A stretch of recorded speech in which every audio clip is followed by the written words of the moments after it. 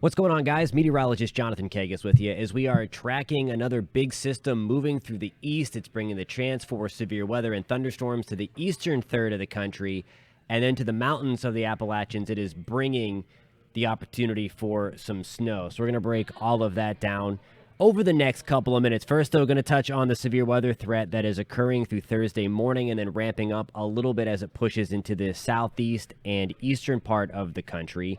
Once we get into the next couple of days behind that system, we are going to be talking about a round of cold, significant cold, although not as bad, not as cold as what we were talking about right before Christmas in parts of the deep south.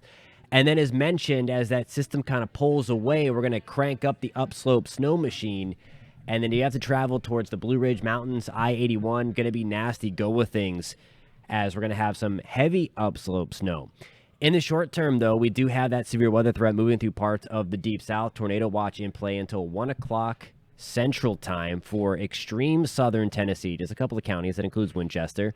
And then into Alabama, extending back into eastern Mississippi. Jackson, we are in the clear. We had our severe weather earlier in the morning. That is now going to be blowing off towards the east. It's part of a bigger severe weather threat, an increasing severe weather threat for your Thursday afternoon. Again, we already have severe weather ongoing into the morning, but that level 3 out of 5, that little bullseye there that includes Tuscaloosa, Alabama later Thursday afternoon, and then into Atlanta, Georgia, extending through much of eastern Alabama and western Georgia. To a slightly lower degree, we have a severe weather threat that would extend from Nashville, Tennessee, into places like Knoxville, into western South Carolina, and then into parts of southern Georgia and extreme southern Alabama and Mississippi, and then that marginal risk, that 1 out of 3. So the threat isn't 0, but it's certainly not as high as what we're looking at towards parts of Georgia and Alabama.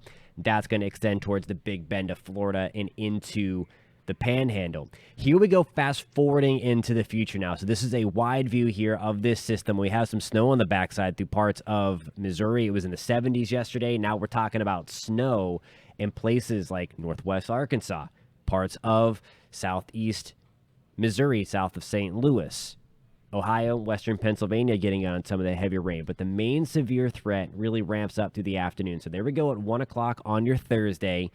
Nasty line of thunderstorms working towards Birmingham and into Tuscaloosa. The main threat with these are going to be damaging straight line winds, but certainly as we've already seen so far this morning, and the reason why we have a tornado watch in play until 1 o'clock, I would not be surprised if that needs to be extended further to the east as well, is because the environment is conducive for the development of a few brief tornadoes. We're not talking about an outbreak by any means, but the opportunity is there for a few tornadoes. A couple of supercells might pop ahead of that main line, which would enhance that tornado threat into the early part of the afternoon. So here we go at 5 o'clock. That nasty line of storms then working towards the Blue Ridge Mountains of North Carolina, west of Charlotte, into Atlanta, and then into the Panhandle of Florida. So some of those could contain some damaging winds as well. And again, we may need to see that severe weather watch expanded a little bit from the National Weather Service. We'll see what happens with that, but nonetheless, that risk is going to be there for the chance for a few stronger thunderstorms. Here we go late into the evening. Here's Thursday at 11 o'clock.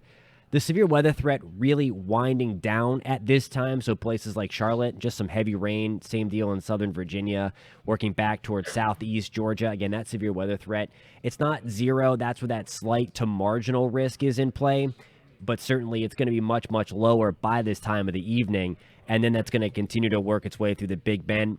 Don't be surprised, again, if you wake up to some thunderstorms in places like Jacksonville overnight, Orlando, Florida, getting back into the chance for some thunderstorms as well. Early in the morning, there's 6 o'clock in the morning, and you see that line due to that cold front, the leading edge of that colder air that's going to come blasting in overnight into early Friday morning through places like Central Florida and then eventually into South Florida. Note this, though. On the back end, we have some snow coming through. Western Pennsylvania, we are already seeing that. Also, down the spine of the mountains in West Virginia, seeing that changeover happening in North Carolina as well. Some lake effect snow kicking up South Bend, Indiana. We could see some of that lake effect snow, and then you see that spiral. And this is that upslope snow machine that I was talking about. You get the cold air to rush down, and then it gets lifted up the mountains just like that. It helps to enhance the precip rates. It helps to enhance the snowfall rates. So some pretty heavy snow going to be possible here. That is why we do have winter storm warnings in play for the mountains of North Carolina, mountains of Tennessee as well, Gatlinburg, Pigeon Forge. We could get a lot of snow, maybe 6 to 10 inches of it. Winter weather advisories through central West Virginia into the mountains of extreme southwest Virginia, Grayson County, places again right into eastern Kentucky. We also have winter storm warnings for parts of Kentucky. Now, we're not talking about a ton of snow in Kentucky, but we could see that wind blow that snow around. You see there where that light blue is showing up in Kentucky, that is going to be less than an inch. So not a ton. Maybe some light snow in North Tennessee as well. But really when we're talking about the main accumulations of snow, it's going to be on the western-facing slopes of West Virginia and Virginia. And then as we get into like White Top Mountain, maybe 2 to 4 inches of snow. And then the heavy, heavy stuff is where we had those winter storm warnings in play. Places like Gatlinburg, Pigeon Forge, maybe up to 6 to 10 inches. And again, that is where we're talking about the potential for some crushing snow there in parts of the mountains. And then comes the cold, and we're going to get into over the next couple of minutes. Again, cover your plants if you live in the Deep South. And again, if you're finding this video helpful, please give it a thumbs up. It really does help us out a lot. It helps YouTube pushes out to more people. But look at some of the temperatures here. Back to the 20s in Kansas City. This is going to be 8 o'clock in the morning on Friday, 36 in Louisville, 24 in Fayetteville, Arkansas. And then that cold sinks further back down into the Deep South and even into the Florida Peninsula. So here we go Saturday morning. We have 30s and low 40s. Again, this is iguana falling from the tree weather, especially as we get into Saturday morning and Sunday morning. That is 8 o'clock on your Saturday, 20s in St. Louis, closer to the freezing mark in Tallahassee. And then it gets even colder as we move into Sunday morning. Look at Saturday afternoon in Florida. We're talking low 50s for highs in Orlando, Florida, 40s in Tallahassee, 46 in Montgomery, and then watch what happens as we get into Sunday morning. I think this model forecast is a little bit too warm. I think we're going to have 20s and 30s right down the spine of the Florida Peninsula. It says 40 on this model. I think we'll be into the 30s in Orlando, and I think we'll even fall into the upper 40s in Miami. And again, where the iguanas are, I think you're going to be seeing some of those stunned falling from the trees. Again, they aren't dead. They just, when it gets below 45 degrees, you start having issues with those iguanas, again, falling out of the trees in South Florida. Thank you guys so much for tuning in. Again, we're watching this big system move across the east. This initially brought the crazy flooding rain and crushing snow to the Sierras way out west a couple of days ago, so it's making its cross-country trip. Again, make sure if you live in the Deep South or East that you have a way to get your watches and warnings as that system continues to work its way to the east.